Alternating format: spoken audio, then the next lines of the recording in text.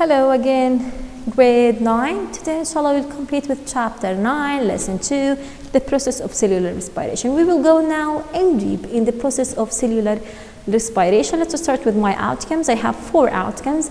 Make sure you follow with me all of these outcomes. The first one, describe what happens during glycolysis. The second one, describe what happens during the Krebs cycle. Explain how high energy electrons are used by the electron transport chain. And finally, identify how much ATP cellular respiration generates. Let's start with the first process. As we mentioned before, the cellular respiration have 3 stages or processes. The first one, glycolysis, which take place in the cytoplasm. The second one, Krebs cycle, which take place in the matrix of the mitochondria. And the third one is the electron transport chain will take place in the inner mitochondrial membrane. Let's start with the first one. Glycolysis is the first stage of the cellular respiration. Again, it will convert the glucose into 2 molecules, which are 3 carbon molecules called pyruvic acid. Pyruvic acid is reactant in the Krebs cycle, and the ATP and ADH are produced as a part of this process. Again, let's start with this process. We have here the glucose. The glucose in the cytoplasm, in the process of the glycolysis, will be converted into 3 carbon molecules. We have 2, 3 carbon molecules. This is molecule, this is another molecule called pyruvic acid. And this pyruvic acid production release or need to ATP to release to ADP. So this is investment. We invest energy here. We use energy to break down the glucose into 2 pyruvic acids. Then the pyruvic acid change, or these 3 carbon molecules to change into 2 pyruvic acid, we use 4 ADP to convert them into 4 ATP. So here we produce ATP. And at the same time, we produce to an ADH. Here, the ATP is ready to use as an energy molecule, while an ADPH, which is electron carrier molecules, need to pass toward the electron transport chain to form the ATP. Without going to the electron transport chain, we can't use this energy here in the NADH molecule. Okay?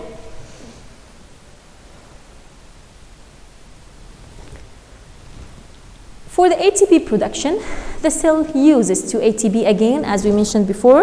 Here is the uses of 2 ATP molecule, and then in the second step or stage, the production for 4 ATP and to an ADH here.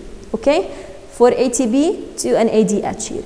During the glycolysis again, the NAD plus accept a pair of high energy electron and become an ADH. So the NADH here or NAD plus here needs electron, 2 high energy electron with 1 hydrogen ion to form an ADH. Okay, so here we use 4 electron and 2 hydrogen ion to form 2 NADH, and this is a carrier. It needs to go to the electron transport chain. Glycolysis produces ATP very fast, and it's required.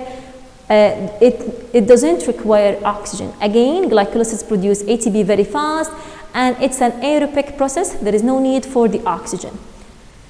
Let's move now to the second part of the cellular respiration, which is called the Krebs cycle. The Krebs cycle will deal with the pyruvic acid produced in the glycolysis. Once the pyruvic acids enter the Krebs cycle, the process will happen. And the Krebs cycle is known also as citric acid cycle, because citric acid is the first compound that will produce in this reaction. This is the process of citric acid reaction or Krebs cycle. This is a complication of processes in this cycle. The pyruvate first will form the acetyl coenzyme A that will enter the citrate, react with the citrate to form cis-aconate and to form finally the citrate again to bond again to the pyruvate. And during this process, there will be releases for CO2, releases for NADH, FADH by 2, and ATP in this process. Okay? To understand this process, we need to watch this video, which is talk about the process of cellular respiration.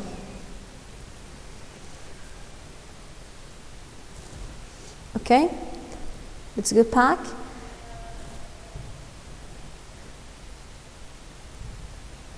Hello Okay. and welcome to Math Simplified. In this video we will talk about the This Krebs is for the cycle. Krebs cycles, how the Krebs Krebs cycle is also happens. known Again, as this the is name of the tricarboxylic acid Krebs cycle, cycle again. and it's a biochemical pathway that is used to generate energy through the oxidation of acetyl-CoA. It is also used for the synthesis of NADH and for the production of amino acids. Krebs cycle takes place in the mitochondria of the eukaryotes and in the cytosol of the prokaryotes.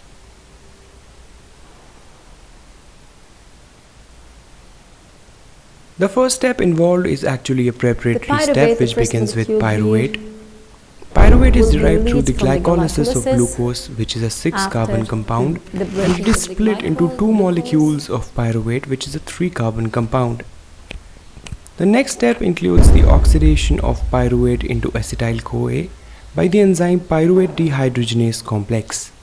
And in this reaction, a molecule of carbon dioxide and a molecule of NADH is generated. The acetyl-CoA is a 2-carbon compound. Molecule will change into acetyl coenzyme, which is In the next step, molecule. the acetyl-CoA combines with oxaloacetate, which is a 4-carbon compound, to form citrate. And hence the resulting molecule is a 6-carbon compound. Acid because the first molecule this reaction is catalyzed by the enzyme citrate synthase. In the next step, the citrate is isomerized into isocitrate by the enzyme understand the process of forming aconitase. the energy from the glucose and the pyruvic acid. Next, the isocitrate is oxidized into alpha-ketoglutarate by the enzyme isocitrate dehydrogenase. And in this reaction, a molecule of NAD is reduced to NADH and a molecule of carbon dioxide is generated. Hence, the alpha-ketoglutarate is a 5-carbon compound, since one molecule of carbon is lost into carbon dioxide. Next, the alpha-ketoglutarate is converted into succinyl-CoA by the enzyme alpha-ketoglutarate dehydrogenase. And in this reaction also, a molecule of NAD is reduced to NADH. Once it's formed, and a molecule of carbon dioxide is released. So it's 4-carbon. Hence, the succinyl-CoA is a 4-carbon compound. Here we release the 2 carbon molecules that started in the next from step, the succinyl-CoA is converted into just to succinate change the structure of the molecules by and the releasing enzyme an succinyl-CoA synthase. and FADH by 2. In this reaction, a molecule of GTP is generated. GTP or ATP here. And next, the process here, or the rest of the process to converted produce into fumarate the carrier molecules by the and to release enzyme the energy from the molecules here. Okay, so let's start with the steps of the citric acid. Pyruvic acid from the glycolysis enters the matrix, the innermost compartment. So this is the matrix, the inner part of the mitochondria. Pyruvic acid, once it's enter, it will change into acetyl coenzyme A by releasing CO2 and producing NADH. Once we have a production for the CO2, also we have NADH. Acetyl coenzyme will bound to the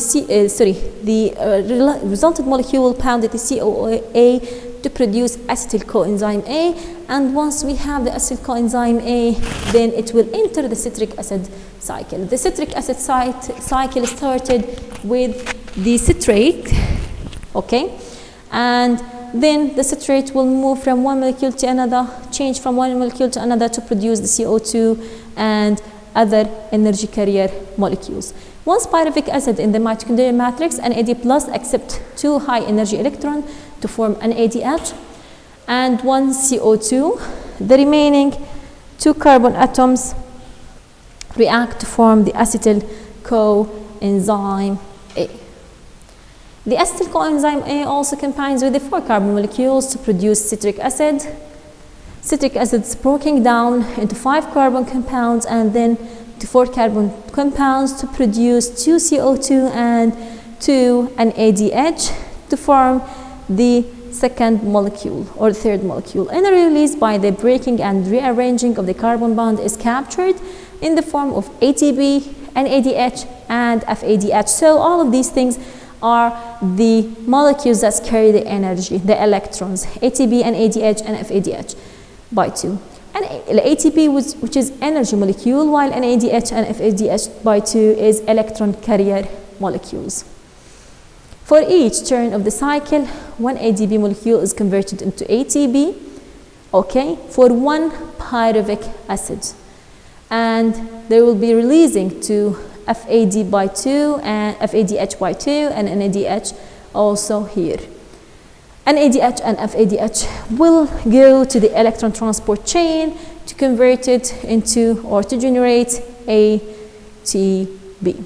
So, for each glucose molecule, we would release, or the process of cellular respiration will release 6 CO2, 2 ATP, 8 NADH, and 2 FADH2 will be released till the end of this stage. And the electron carriers that release in the glycolysis and citric acid cycle, known as NADH and FADH2, need to pass their own electron or highly energy electrons toward an electron carrier proteins in a process called electron transport chain. So I have an NADH that will deliver its electron and a high energy electrons, and FADH2, which also will deliver its highly energy electrons towards electron carriers to generate the ATP. Done? These electrons will gather with the hydrogen ion to release as H2O, and the hydrogen ion here will generate the ATP by the gradient. Okay?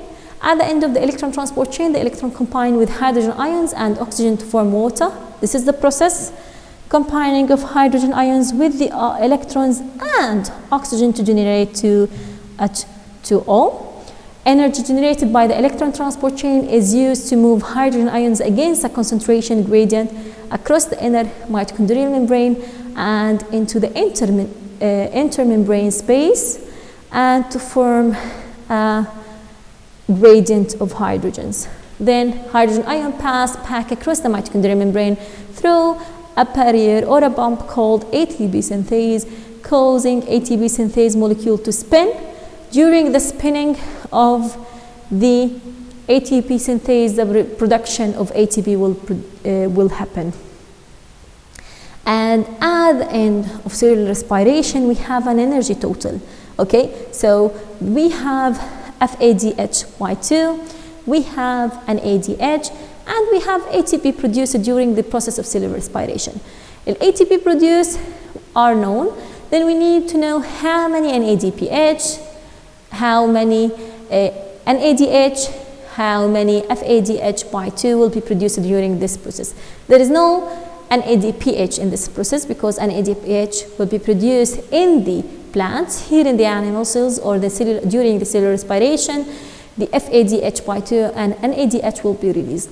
Each NADH will produce specific number of ATP during the process of electron transport chain, and each FADH2 also will produce specific number in the electron transport chain to form finally 36 ATP molecules from one glucose molecule. The remaining 46% is released as heat. So I have other energy which will be released as heat during the cellular respiration. The cell generates ATP from just about any source, even glucose, fats, proteins. Complex carbohydrates are broken down to simple sugar, while lipid and protein can be broken down into molecules that enter the Krebs cycle or glycolysis at several places, and these molecules will generate the energy. And that's all about the cellular respiration process. Make sure that you understand the process of cellular respiration and study it in your book. Make sure to understand or to put in your mind how many ATP is generated from each step in the cellular respiration. Have a nice day and thank you.